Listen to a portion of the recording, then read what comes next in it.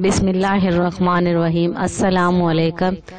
इस वक्त आप देख रहे हैं हमारा चैनल सबा किचन। आज मैं लाई हूँ फूल गोभी और भिंडी घर पर बनाने के लिए मज़ेदार रेसिपीज़ का तरीका। लेकिन बताने से पहले आपसे गुजारिश है कि अगर आप हमारे चैनल पर नए हैं तो हमारे चैनल सबा किचन को सब्सक्राइब करें और साथ में लगे बेल आइकन को दबा दें ताकि हर नए आने वाले वीडियो का नोटिफिकेशन आपको बर वक्त मिलता रहे।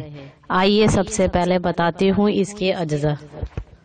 फूल गोभी के फूल 250 ग्राम, भिंडी 250 ग्राम, टमाटर चॉप किए हुए 4 अदद, लहसुन चॉप किया हुआ 2 जोए, पिसा हुआ सफ़ेद ज़ीरा 2 चाय का चम्मच, कुटा हुआ धनिया 1 चाय का चम्मच, हरा धनिया चॉप किया हुआ 1 से 2 प्याली, पिसी हुई हल्दी 1 से 2 चाय का चम्मच, नमक 1 से 2 चाय का चम्मच, तेल 4 खाने के चम्मच।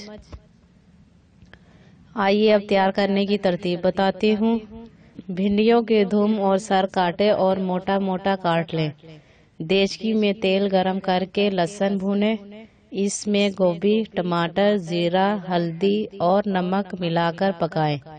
टमाटर नरम हो जाए तो इसमें धनिया, भिंडी और 1 से 2 हरा धनिया मिलाकर ढक्कन ढकें और पकाकर डिश में निकाल लें।